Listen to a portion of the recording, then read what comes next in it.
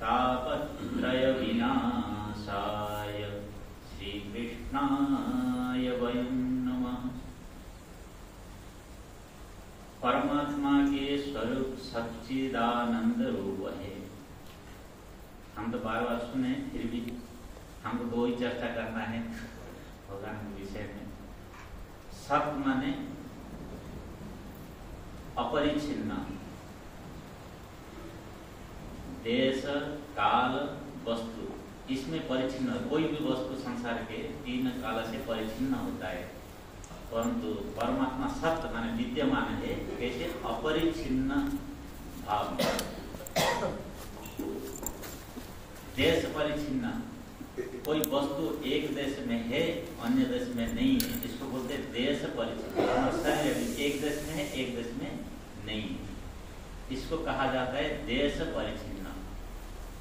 परमात्मा ऐसे देश परिच्छिन्न नहीं है। परमात्मा के सब जगह पर है, इसलिए वो देश परिच्छिन्न नहीं। देश परिच्छिन्न एक होता है और एक काल परिच्छिन्न।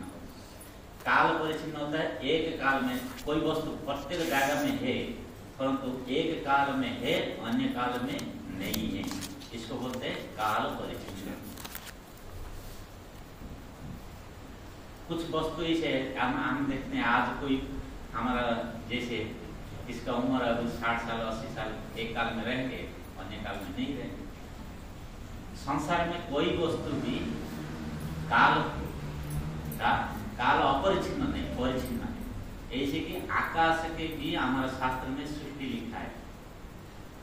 शास्त्र अन्य ऐसे तो हम प्रमाण नहीं कर सकते जे आकाश भी नहीं रहेगा, क्योंकि हम लोग सब नाश होते हैं कि वो आकाश ऐसे ही रहेगा, परंतु शास्त्र दृष्टि में आकाश की भी उत्पत्ति होती और नाश भी होती, इसलिए काल परिच्छिन्न आकाश भी है। किंतु परमात्मा काल परिच्छिन्न भी नहीं, एक काल में रह होते हैं अन्य काल में नहीं है, ऐसे बोल नहीं सकते। इसे काल अपरिच्छिन्न परमात्मा क्या है? काल अपरिच्छिन्न। और संसार का कोई भी वस्तु है वो काल परिच्छिन्न है। एक तो देश परिच्छिन्न हो गया, काल परिच्छिन्न है, वस्तु परिच्छिन्न बोलते हैं। वस्तु परिच्छिन्न माने घट पट नहीं, पट घट नहीं, इसको बोलते हैं वस्तु परिच्छिन्न। ये वस्तु वो नहीं, आप वो नहीं, वो आदमी आप नहीं, इसको बोलते हैं वस्तु परिच्छिन्न। ये तीन परिच्छिन्न के बारे में आता है। जैसे देश परिच्छिन्न, तर्क संग्रह में एक आता है अभाव। अभाव चार प्रकार बताए जाते हैं, प्राग अभाव, अध्वंस अभाव, अत्यंत अभाव, अन्योन्य अभाव। प्राग भाव और प्रध्वंस भाव, ये दोनों जो भी इसका प्रतियोगी होगा, शास्त्रीय दृष्टि बोल देता हूँ, जो भी इसका प्रतियोगी होगा वो प्राग भाव का प्रतियोगी होगा, प्रध्वंस भाव का प्रतियोगी है। मान जिसका उत्पत्ति होता है वो प्राग भाव का प्रतियोगी होता है, और जिसका ध्वंस हो जाता है जो वस्तु का, वो प्रध्वंस भाव का प्रतियोगी होता है। और जो हम एक देश में है अन्य देश में नहीं, एक वस्तु दूसरे से पृथक है, इसको अन्योन्य भाव का प्रतियोगी माना जाता है। और एक है देश, एक देश में है एक देश में नहीं है, उसको वो अत्यंत भाव का प्रतियोगी माना जाता है। इस प्रकार वो शास्त्र को व्याख्या करने में बहुत समय लगेगा। इस प्रकार सत्य माने परमात्मा अपरिच्छिन्न। अपरिच्छिन्न माने ये देश काल वस्तु परिच्छिन्न नहीं। अपरिच्छिन्न का अर्थ है परिच्छिन्न नहीं, परिच्छिन्न का अभाव। परिच्छिन्न परमात्मा नहीं है, कोई भी वस्तु होगा अपरिच्छिन्न होगा, और देश किंवा काल किंवा वस्तु परिच्छिन्न होता है, परंतु परमात्मा अपरिच्छिन्न है। इसे अपरिच्छिन्न कहीं शब्द आएगा तो इस प्रकार अर्थ करना पड़ता है। परमात्मा सत्य माने विद्यमान है, हमेशा रहते हैं। और चित माने चैतन्य। चैतन्य माने हमें जड़ एक चेतन मानते हैं। देखा जाए तो संसार में एक ही चेतन है, बाकी सब तो जड़ है। एक परमात्मा को छोड़कर बाकी कोई भी चेतन नहीं है। परंतु हम संसार में जो व्यवहार करते हैं ये चेतन है, ये जड़ है। जैसे माइक जड़ है, मेरा शरीर चेतन है, कोई पशु पक्षी कोई जीव आएगा हम कहते हैं चेतन का जो व्यवहार है वो केवल चिदाभास को लेकर ही हम व्यवहार कर देते चेतन बोले। किंतु सचमुच जो परमात्मा ओरिजिनल चेतन है उसको लेकर हम व्यवहार नहीं करते, क्योंकि वो तो हमारे व्यवहार में ही नहीं आता। व्यवहार में आते दो प्रकार, जड़ चेतन हम जो व्यवहार करते हैं, शरीर को चेतन बोल देते हैं और माइक का भी जड़ बोलते हैं। इसको क्यों जड़ बोले, हमको क्यों चेतन बोले? क्योंकि हमारा अंतःकरण है उसमें चिदाभास होता है। महाराज जी तो बहुत बार चिदाभास के बारे में होता है। चिदाभास जहाँ होता है उसका हम चेतन बोल के व्यवहार करते हैं। चेतन बोले कोई चीज हम ये दृष्टि में नहीं है। एक परमात्मा ही जो पारमार्थिक चेतन वो एक ही है, बाकी सब कुछ जड़ ही जड़ है। उसमें तो इसलिए हम जो भाषा में बोल देते हैं मन जड़ है, बुद्धि जड़ है, शरीर जड़ है। अब तो कुछ भी बोलो सब जड़ ही है। एक परमात्मा छोड़ के बाकी सब जड़ है। इसलिए आप व्याख्या करने के समय एक एक तो जड़ जड़ जड़ जड़ करके चलते हैं, परंतु परमात्मा एक ही चेतन है, उसके साथ सब जड़ है। परंतु हम संसार में जब व्यवहार करते हैं ये चेतन है, ये जड़ है, जीव चेतन है, हम ईश्वर को चेतन मानते हैं। किंतु चेतन भी पूरा व्यापक रूप से वो भी अपरिचिन्न है। चेतन रूप से परमात्मा अपरिचिन्न है। अभी हम यहाँ बैठे हैं एक चेतन, ये भी एक चेतन, बीच में भी चेतन अभी है। किंतु हम खाली सामने रहने यहाँ कोई चेतन नहीं, जड़ है मान लेते हैं। किंतु प्रकृति में देखा जाए तो सब जगह पर चेतन है, सब कुछ चेतन है। परमात्मा सब जगह, माइक में भी जितना परिमाण में है, हमारे शरीर में भी इतना परिमाण है। केवल हमको परमात्मा के मन दे दिया है, बुद्धि दे दिया विचार करने के लिए, इसलिए हम चेतन मानकर गर्व कर रहे हैं।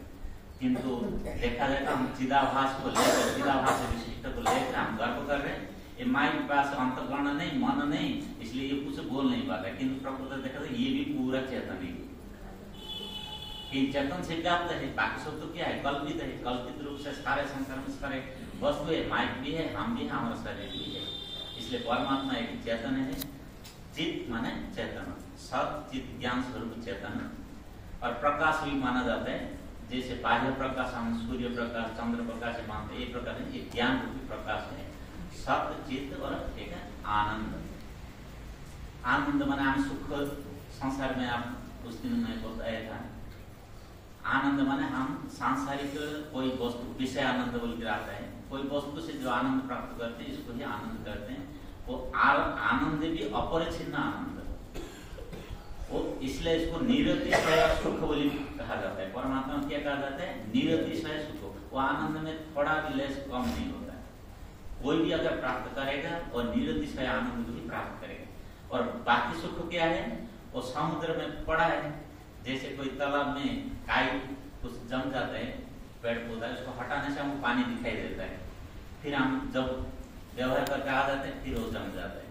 इस प्रकार हम अंतःकरण में वासना जब उत्पन्न होता है हमको आनंद का अनुभव नहीं होता है। वासना जब जिस समय शांत होता है उस समय हमको आनंद का अनुभव होता है।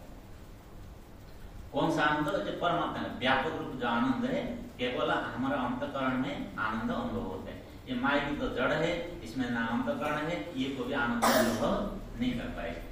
हम केवल मनुष्य की आनंद अनुभव करें। मनुष्य को प्रत्येक जीव, कोई जीव भी कोई खाद्य वस्तु मिल गया अपना प्रिय वस्तु, उसको भी आनंद उत्पन्न हो जाता है। वही परमात्मा का आनंद का एक लेस केवल हमको अनुभव होता है। जो परमानंद, इसलिए कहा जाता है राम जी कृष्ण को जो उपासना करते हैं आपको परमानंद मिलेगा। और वही व्यापक आनंद के बारे में ही वहाँ इशारा किया जाता है। आप जब भी उसको प्राप्त करेंगे फिर आपको रिटर्न नहीं, वो आनंद हमेशा के लिए आपके पास रहेगा। इसके लिए आपको क्या, वासना को आपको पूरा जीरो हो जाना चाहिए। वासना जीरो होना इतना तो आसान है, हम भी जानते हैं। कभी कभी आध्यात्म में जैसे सत्संग ऐसे होने से हमको विशेष आनंद मिलता है, हमको उसी लिए आनंद मान लेते हैं। फिर भी ये विषय आनंद ही माना जाएगा। जब निरतिशय आनंद आपको प्राप्त होगा वही परमात्मा का विशेष आनंद। को कोई योगी ही मिल सकता है, किंतु व्यवहार में तो आप रहेंगे। मल विक्षेप आवरण ये तीन चीज रहता है। जब विक्षेप होगा ये आनंद को दबाएगा। विक्षेप जब आएगा आनंद को दबा कर रखेगा। हाँ, जब शांत ध्यानस्थ होकर रहेंगे, मन शांत होता है उस समय, इसलिए ध्यान में जो लोग रहते हैं वो कुछ आनंद अनुभव करते हैं, बाकी समय वो आनंद को अनुभव नहीं करते। किंतु वो प्रत्येक समय में हमारा रहता है, किंतु मुख्य हमारा उद्देश्य होता है हम हमेशा ज्ञान आनंद में ही रहेंगे। ये प्रकार अनुभव को हमको लालसा नहीं करना चाहिए। हमारा कर्तव्य है ज्ञान स्वरूप परमात्मा का चिंतन हमसे हमारा साथ हमेशा रहे, चाहे कोई भी विक्षेप वृत्ति आए, कुछ भी आए, हमको निष्ठा के साथ उसमें लगे रहना चाहिए। आनंद तो परमात्मा की कृपा से, जो परमानंद, वो जो परमात्मा की कृपा से ही हमको निरतिशय आनंद प्राप्त होगा। उसको तो हम इस संसार में अपने बलबूते पर गया कुछ पढ़ कर ज्ञान प्राप्त कर तुरंत पा लेंगे, ये तो हो नहीं। वो तो परमात्मा विशेष कृपा होगा, जब सारे विघ्न आपका हट जाएगा, आपको ज्ञान होने पर भी बहुत संत को देखा जाता है परमानंद को जो नित्य अनुभव वो तो हो नहीं पाता, उनको भी इसे प्रारब्धवश तो उपभोग करना पड़ता है और आगे जाकर उनको मिलेगा बोलते, इसे हमारे शास्त्र प्रमाण है। किंतु आनंद प्राप्त होता है हम जो सांसारिक जो वहाँ से निवृत्ति होकर जब आध्यात्मिक में कुछ साधना करते हैं, कुछ आनंद अनुभव होता है, परंतु हमारा मुख्य लक्ष्य है ब्रह्माकार वृत्ति। ब्रह्माकार वृत्ति को भी मिथ्या माना गया। जो वृत्ति होता है वृत्ति मिथ्या, परमात्मा एक ही संसार में सत्य है, सत्य चित्त आनंद में परमात्मा ही सत्य है।